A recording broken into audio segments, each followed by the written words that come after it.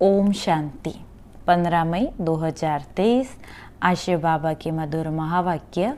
मीठे बच्चे, चलते फिरते विचार सागर मंथन करो। ये ज्ञान मंथन ही बुद्धि का भोजन है। विचार कर सर्विस की नई नई युक्तियाँ निकालो। प्रश्न, ज्ञान अमृत धारण करने व कराने की शक्ति किन बच्चों में आती है? उत्तर, जो बाबा का बनते ही पवित्रता की पक्की प्रतिज्ञा करते हैं। बाबा कहते, बच्चे याद रखना, अगर इतना सुनते भी पवित्र नहीं बनेंगे तो बुद्धि का ताला बंद हो जाएगा। एक कान से सुनेंगे, दूसरे से निकल जाएगा। बाबा का बने हो तो गंदगी को निकाल दो। उल्टा कर्म किया तो गला घुट जाएगा। ज्ञान सुना नहीं सकेंगे, इसीलिए सावधान। गीत है, तूने रात गवाई सो के, दिन गवाया खाके। ओम शांति।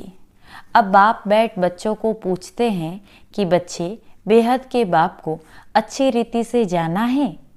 पूछना पड़ता है, नहीं तो पूछने का कायदा नहीं है। सब जानते हैं वह हमारा माता पिता है। माता पिता मिले तो हो गए आस्तिक। माता पिता जिनसे सुख घनेरे मिलते हैं। सतयुग में तो है ही प्रारब्ध, वहाँ आस्तिक व नास्तिक का तो सवाल ही नहीं उठता। आस्तिक नास्तिक जानना न जानना संगम पर होता है।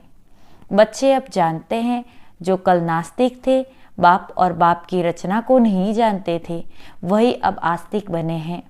बाप को और अपने 84 जन्मों को जान गए हैं। कल नहीं जानते थे, आज जानते हैं। कल और आज कहा जाता है ना।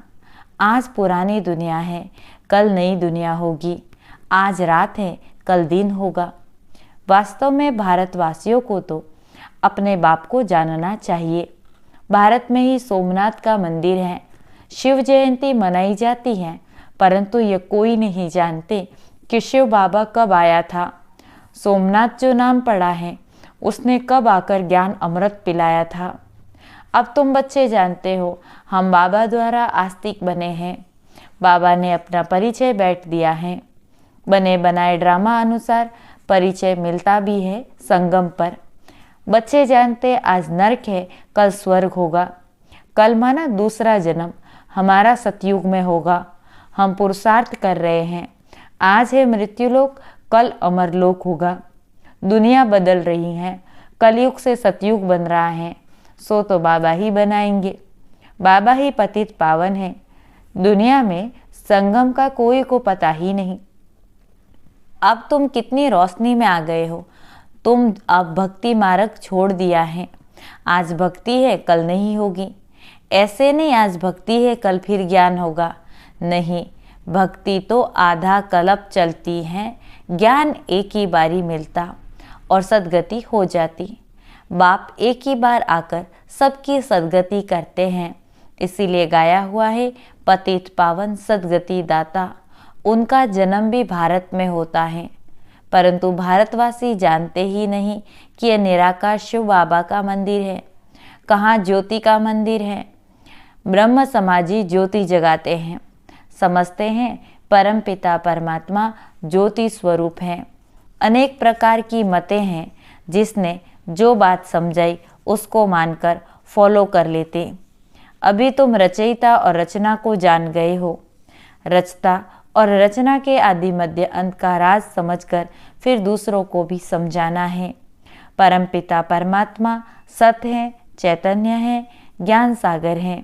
हर एक एक्टर की महिमा अलग अलग होती है। परमात्मा सर्वव्यापी कहने से अलग अलग महिमा हो न सके, फिर तो सब एक हो जाएंगे, क्योंकि सबके अंदर भगवान है। लेकिन सबका पार्ट अलग अलग है। इससे ये सिद्ध होता है कि परमात्मा सर्वव्यापी नहीं है। हर एक आत्मा में अलग अलग पार्ट भरा हुआ है। सर्वव्यापी है तो परम पिता परमात्मा का पार्ट सभी के अंदर बजे। लेकिन कितना अंधियारा है, तब बाप ही आकर समझाते हैं। बच्चे जानते हैं बरोबर ऊंचे से ऊंचा परमात्मा का पाठ है। उस एक को ही सब भक्त याद करते हैं। भक्त सब पतित हैं। पतित किसको कहा जाता है, यह भी मनुष्य नहीं जानते। सन्यासी समझते हैं कि इन विकारों से हम नरकवासी बने हैं, इसलिए घर बार छोड़ने से हम जाकर ब्रह्म में लीन होंगे। बाबा समझाते हैं यह है कलयुग, सब विषय सागर में गोते खाते हैं, इसीलिए इनको वैश्यालय कहा जाता है। मैं आकर शिवालय बनाता हूँ। सतयुग में एक धर्म था, वही देवी देवता 84 जन्म भोग अब अपने को देवी देवता नहीं कहलाते। जो पूज्य देवी देवताएं थे सो गिरते गिरते क्षत्रिय वैश्य शूद्र वर्ण में आते पतित पुजारी बने हैं। सबसे जास्ती पावन भारत था सो अब पतित बना है। सन्यासियों को भी संपूर्ण पावन नहीं कह सकते, क्योंकि पतित दुनिया में बैठे हैं। घर बार छोड़ कोई सतयुग में नहीं जा सकता। तुमको तो इस दुनिया को भूल सतयुग में जाना है। स्वर्ग में जाने के लिए हूबहू कल्प पहले मुहापिक पुरुषार्थ कर रहे हैं।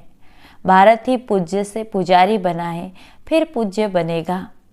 यह नॉलेज समझेंगे वह जो सिकिलदे होंगे। जो देवी देवता धर्म के नहीं होंगे तो बुद्धि में बैठेगा नहीं। भारतवासी 84 जन्म लेते हैं और कोई धर्म वाला 84 जन्म नहीं ले सकता। तुम्हारे में भी नंबरवार हैं, सब इकट्ठे तो आएंगे नहीं। बच्चों को चक्र का राज भी बताया। सीजरा कैसे बनता? सीजरा आत्माओं का होता है, उनको फिर रूहानी कहेंगे। बच्चे जानते हैं हम ब्रह्मांड में रहते हैं। पहला नंबर है शिव बाबा, फिर ब्रह्मा विष्णु शंकर, फिर है लक्ष्मी नारायण और उनका घराना। नंबरवार तो है ना। इस समय तुम्हारी बुद्धि में सारा झाड़ है। वहाँ यह ज्ञान नहीं है कि कौन कौन आएंगे, क्या क्या होगा, परंतु वहाँ अज्ञान भी नहीं कहेंगे। वह है प्रारब्ध जो इस ज्ञान से पाते हो। अभी है चढ़ती कला, पीछे है गिरती कला। 1250 वर्ष में 2 कला कम हो जाती हैं, थोड़े थोड़े होकर गिरते हैं। अब तुम सब हिसाब निकाल सकते हो। पहले है थुर, फिर फाउंडेशन निकलता है। अब तुम बीज और झाड़ को अच्छी तरह जान चुके हो। अब तुम बाप द्वारा नास्तिक से आस्तिक बन गए हो। शिव बाबा ने समझाया है, फादर सोच सन, टीचर सोच स्टूडेंट। पहले गुरु सोच फॉलोअर्स, फॉलोअर्स सोच गुरु। यहाँ तो तीनों ही एक बाप हैं। वह है रचयिता, जरूर नई दुनिया रचेंगे। स्वर्ग में लक्ष्मी नारायण राज्य करते थे, उन्होंने यह वर्षा कहाँ से लिया? किसने ऐसा कर्म सिखलाया जो इतना ऊंच पद पाया? अब बाबा कहते हैं, तुमको ऐसे कर्म सिखलाता हूँ जो तुम सो देवी देवता बनेंगे। स्वर्ग में तुम माला माल थे, बाबा से वर्षा मिलता है, तो जरूर बाबा ने आकर भारत को स्वर्ग बनाया। बाप कहते हैं, बच्चे चलते फिरते ऐसे विचार सागर मंथन करो, यह बुद्धि के लिए भोजन है। बाप की दिल है, यह गोला बहुत बड़ा बड़ा बनाना चाहिए। चक्र पर किसी को भी समझाना बहुत अच्छा होगा। अब विचार करना चाहिए, मनुष्यों को कैसे समझाए। समझाना है, अब यह संगम दुनिया बदल रही है। यहाँ अनेक धर्म है, वहाँ एक धर्म है जो बाबा ने स्थापन किया है। भारत का प्राचीन योग मशहूर है, तुम जानते हो। हम फिर से राजयोग भगवान द्वारा सीख रहे हैं। भगवान ही बेहद की हिस्ट्री ज्योग्राफी बताएंगे, मनुष्य मनुष्य को बता न सके। यह बाबा कहते हैं, मैं कुछ भी नहीं जानता था। बाबा अपनी महिमा नहीं करते कि ऐसा था वैसा था। बाप कहते हैं, यह भक्ति के कर्म कांड अब मत करो। अब भक्ति पूरी होनी है, रात के बाद दिन आएगा। अभी तुम बच्चे हो संगम पर ही तुमको नॉलेज मिलती है। बाप कैसे पहले सूक्ष्म वतन की रचना करते, फिर प्रजापिता ब्रह्मा द्वारा नई सृष्टि रचते हैं। इनका ही मनुष्य सृष्टि सीजरा है। इसको ही आदिदेव आदि देवी कहा जाता। एडम ईव भी कहते हैं। अब माता पिता है तो सृष्टि कैसे रची? एडम को आदि देव ब्रह्मा कहेंगे, परंतु वह क्रिएटर नहीं है। ऐसे नहीं समझते, परमपिता परमात्मा ने एडम द्वारा कराया। जरूर गॉड ही स्वर्ग का रचयिता है। वह है निराकार बाबा। हम आत्माएं भी निराकार हैं। यह शरीर लेकर पुनर्जन्म में आती हैं पाठ बजाने। निराकार बाप को भक्ति में याद करते हैं। वह परम धाम में रहते हैं। वह है पतित पावन। पतित दुनिया में आकर बच्चों को पढ़ाए पावन दुनिया में लेकर जाते हैं। इसीलिए बाप भी है तो टीचर भी हैं। बेहद की हिस्ट्री ज्योग्राफी पढ़ाते हैं। अब तो मास्टर नॉलेजफुल बन रहे हो। अब बाबा कहते हैं, बच्चे याद रखना, पवित्र नहीं रहेंगे तो कितना भी सुनेंगे, एक कान से सुनेंगे दूसरे से निकल जाएगा। पहले पवित्रता की प्रतिज्ञा करो, नहीं तो पापों का बोझा कटेगा नहीं। पावन नहीं बनते हो तो और ही जोर से गिरते हो। बाबा कहते याद रखना, अब पावन नहीं बने तो बहुत सजा खानी पड़ेगी।